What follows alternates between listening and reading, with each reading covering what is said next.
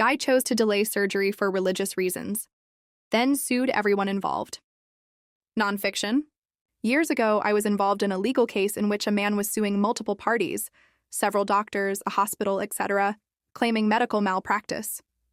The man was involved in an auto accident and sustained a serious injury. He was rushed to the closest hospital. It was a leg injury, but he was at risk of exsanguination, and his parents were appointed to make the decisions for him. The injury required a complex surgery, and the only qualified surgeon available was a woman. The patient refused, citing his strong religious beliefs, which dictated men could only physically touch their wives or close relatives, such as their mother.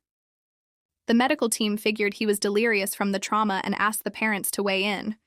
The parents said they wouldn't violate their religion and a male surgeon should be brought in. The hospital explained there were only 2 surgeons on their staff with the training for such an operation and both were women. The parents asked to move him to another hospital, but he was not stable enough for that. The hospital warned them if they waited much the longer they would lose any opportunity to restore full function to the affected limb.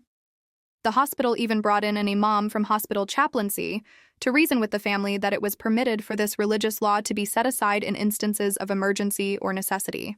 The parents and son refused. It took time to locate a male doctor trained to do the particular surgery, get him temporary privileges at this hospital, and such. By the time the surgery was cleared to happen, the patient's leg had to be amputated. Patient sued everyone involved, claiming they should have saved his leg.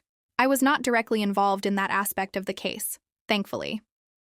I only became aware of this because the patient was also using the amputation as a defense against paying child support, and I was representing the mother.